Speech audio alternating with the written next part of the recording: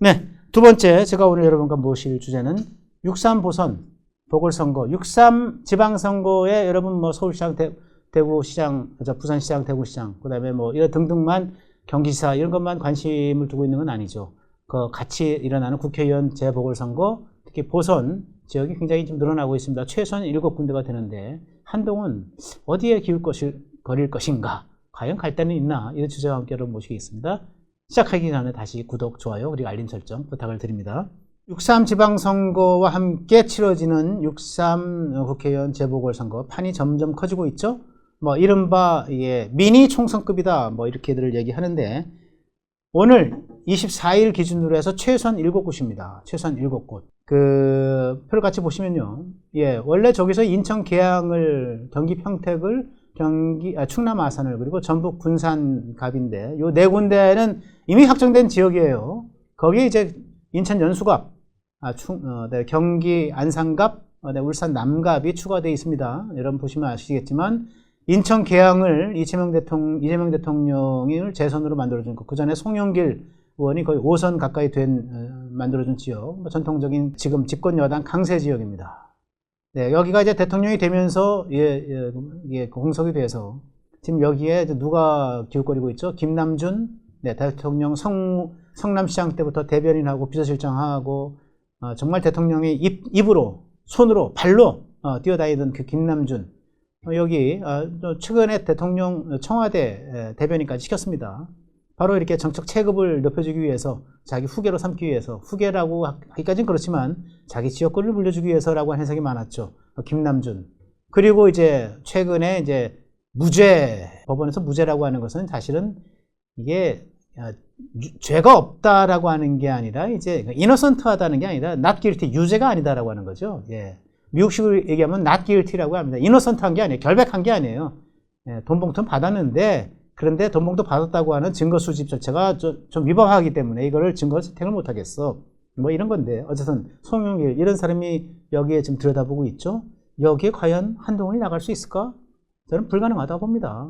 한동훈이 정신 차려서 진짜 내가 정말 이 보수 정치의 부활을 위해서 내가 뼈를 묻겠다. 소위 말하는 이제 옥쇄 전략, 내가 산산히 부서지겠다는 각오로 여기서 내가 그냥 유의미한 득표를 하고 1등을 못하더라도 보수 희망의 씨앗을 뿌리겠다. 뭐 이런 자세로 나간다면은 저도 한동훈 인정하겠어요. 그렇게 되면 저는. 그런데 좀 그렇게 될 것 같지 않습니다. 한동훈은 자기가 지는 곳, 희생당할 곳 절대로 안 나가는 스타일이기 때문에. 다시 볼까요? 인천 계양을은 그렇고요. 추가된 인천 연수갑은 뭐냐?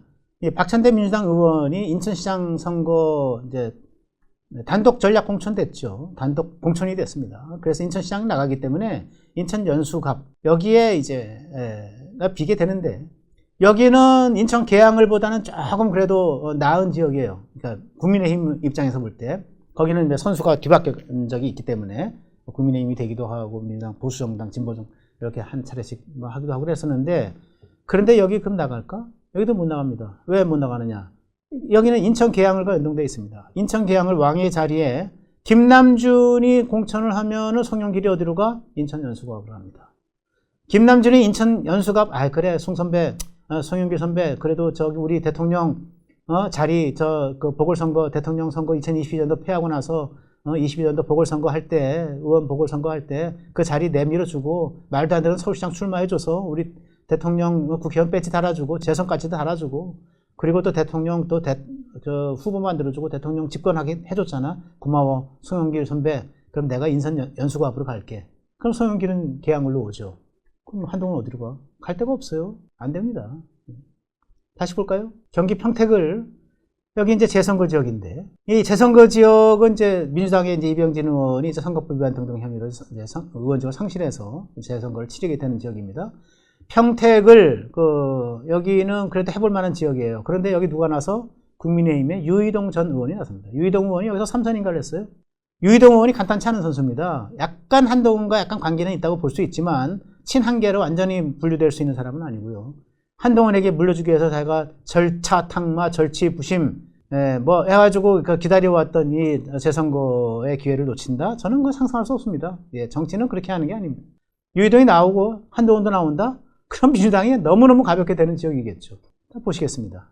또, 네, 경기 안산갑, 예, 양문석 의원실, 양문석이 자기 딸 명의로 서초동에 예금 털어가지고 돈 빌려가지고 서초동에 집 사고 뭐 이런 지역이죠. 양문석이 그 하는 바람에 여기가 이제 다시 또 공석이 되게 생겼는데 여기도 안산도 굉장히 힘든 지역입니다.